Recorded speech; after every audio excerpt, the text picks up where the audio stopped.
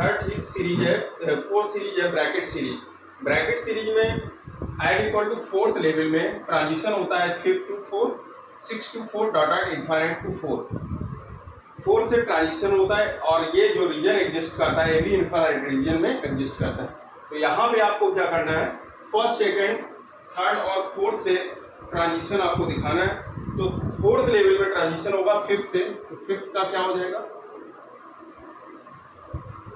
5 to 4, 6 to 4 dot dot infinite to 4।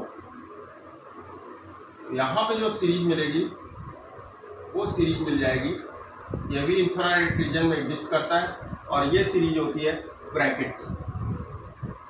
Brackett series होती है। Bracket series के लिए आपको वेव नंबर कैलकुलेट करना है। ट्रांजिशन आपको याद रखना है फोर्थ लेवल में किसका 5 to 4, 6 to 4।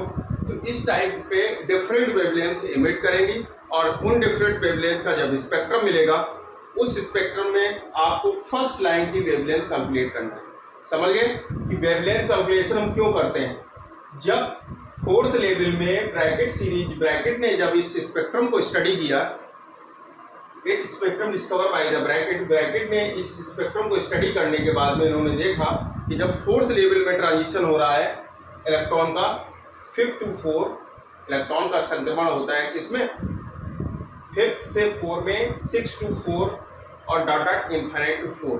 इस टाइम पे डिफरेंट वेवलेंथ का एमिशन होता है और डिफरेंट वेवलेंथ जो इमिट करती हैं उनका आपको कैलकुलेशन करना है कि मैक्सिमम वेवलेंथ कहाँ पे होगी, मिनिमम क्या होगी।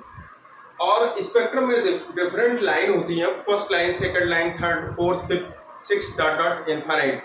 तो स्पेक्ट्रम में जो लाइन होती है उनका कैलकुलेशन कैसे करेंगे। तो सबसे पहले आते हैं हम लोग वेव नंबर पे। तो calculation of wave number, it is important for numerical wave number.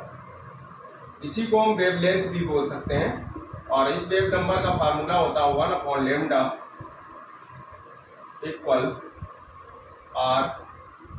1/R क्या है यहाँ पे, रेडबर्ग कांस्टेंट। आप प्रीवियस लेक्चर पे जाएंगे तो वहाँ पे आपको रेडबर्ग कांस्टेंट किस तरीके से कैलकुलेट करते हैं वहाँ पे आपको इस वीडियो के डिस्कशन बॉक्स में, आपको जो डिस्क्रिप्शन बॉक्स है उसमें मिल जाएगा इसका लिंक। तो वो वीडियो जरूर आप वॉच करें जिससे आपका कॉन्सेप्ट क्लियर हो जाए।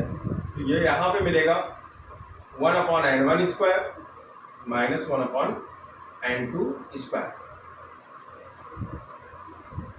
अब क्या होगा, n1 की वैल्यू यहाँ कितनी होगी, for bracket series n1 is equal to 4 square minus 1/n square.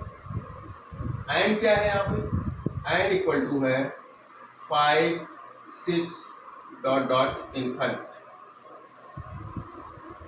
अब यहाँ पे क्या है कि अब n इक्वल टू अगर हम 5 रखते हैं तो ये ब्रैकेट फर्स्ट लाइन की वेवलेंथ आपको कैलकुलेट करेंगे और n इक्वल टू इनफाइनाइट रखते हैं तो ये लास्ट सीरीज लिमिट यहाँ पे मिलेगा।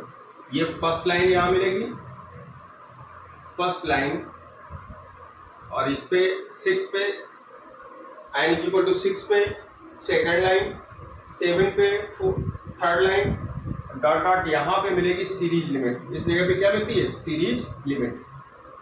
तो फर्स्ट लाइन की जो वेवलेंथ होती है वो मैक्सिमम वेवलेंथ होती है और वेवलेंथ हमारी शिफ्ट होती है मैक्सिमम टू मिनिमम। यहाँ पे मैक्सिमम वेवलेंथ होगी और इनफाइनाइट पे मिनिमम वेवलेंथ होगी। तो आपका कैलकुलेशन मैक्सिमम वेवलेंथ के लिए है। अधिकतम तरंग दैर्घ्य कितनी होगी इसकी, तो अधिकतम तरंग दैर्घ्य इसकी मिलेगी n इक्वल टू 5 फीट। तो यहाँ पे n इक्वल टू 5 आपको पुट करना होगा। तो 1/λ in case of bracket series R 1/4 square minus 1/5 square. तो ये वैल्यू आ जाएगी R, 4 का हो जाएगा 16 और 5 का हो जाएगा 25। ठीक है, अब इसका आपको कैलकुलेशन करना है तो कैलकुलेट कर सकते हैं। यहाँ पे जो वेवलेंथ मिलेगी इस कंडीशन में वो मैक्सिमम वेवलेंथ होगी। कौन सी होगी, मैक्सिमम वेवलेंथ। तो अब आपको कैलकुलेशन करना है 1/λ max equal R 25 minus 16 upon 16 into 25, तो यहाँ पे आ जाएगा R इक्वल 9 अपॉन 16 इंटू 25। ठीक है, ये वैल्यू आपको यहाँ पे मिलेगी। यहाँ ये कैलकुलेशन आपने इस जगह पे लेमडा मैक्स की वैल्यू आपने कैलकुलेट की, तो 1 अपॉन लेमडा मैक्स, मतलब यहाँ ये वेव नंबर आप कैलकुलेट कर रहे हैं। क्या निकाल रहे हैं? Wave number. अब आपको लेमडा मैक्स यहाँ कैलकुलेट करना, तो लेमडा मैक्स कितना हो जाएगा?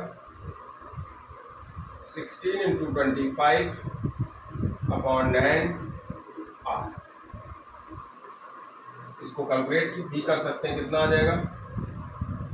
16 का 5 में करेंगे, 16 5 सा 80 और 32 और 8 40 अपॉन 9 आर, ये मिलेगा कैलकुलेशन। तो यहाँ पे आपको मैक्सिमम वेवलेंथ मिली कितनी? 400 अपॉन 9 आर। 400 अपॉन 9 आर का आपने कैलकुलेशन किया। ये मैक्सिमम वेवलेंथ आपके सामने है। मतलब क्या है कि इस सीरीज की जो ये लाइन होगी, फर्स्ट लाइन, इसकी जो वेवलेंथ होगी लेमडा मैक्स, वो मिलेगी कितनी?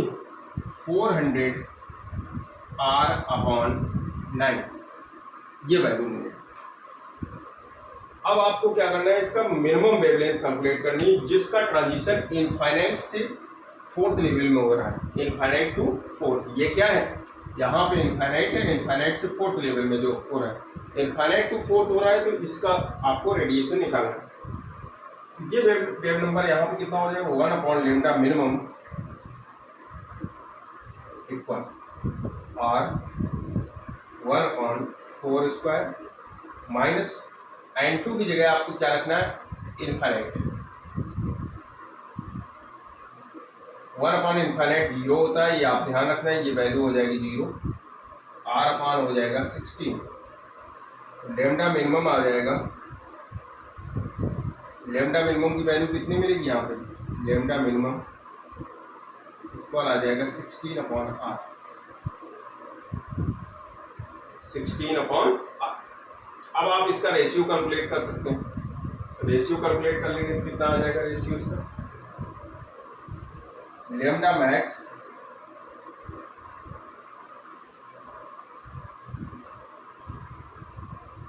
अपॉन लेमडा, इस जगह पे लेमडा मिनिमम, जो ये सीरीज का ट्रांजिशन हो रहा है, ये लेमडा मिनिमम आपको मिलेगा कितना? लेमडा मिनिमम इक्वल कितनी आई वैल्यू? r upon 16। इसकी वेवलेंथ मिलेगी r अपॉन 16। तो मैक्सिमम वेवलेंथ से मिनिमम वेवलेंथ की तरफ शिफ्ट हो रहा है। ठीक है, ये वेवलेंथ आपको कितनी मिलेगी? r upon 16। यहाँ पे मिलेगा lambda minimum equal to r upon 16, r upon 16, ये वैल्यू आपको मिलेगी। अच्छा, अब बात करते हैं यहाँ पे रेशियो की।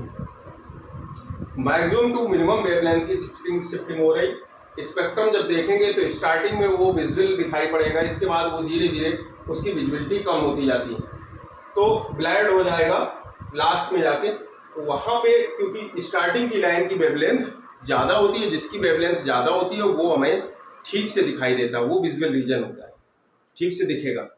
अब आपको क्या करना है कि इसके रेशियो को कैलकुलेट करना है। तो इस रेशियो कितना हो जाएगा? लेमडा मैक्स की वैल्यू होती है, क्या दी कैलकुलेट की है? 400 आर अपॉन 9, टोटल का अपान कितना है? 16 अपॉन आर। आर से आर ये वैल्यू अपॉन में आर आ जाएगा इसके। जब यहाँ से निकालेंगे, जब लेमडा मैक्स यहाँ कैलकुलेट करेंगे, सॉरी इस जगह पे ये वैल्यू आप कैलकुलेट कर लेंगे लेमडा मैक्स की, तो लेमडा मैक्स यहाँ से आ जाएगा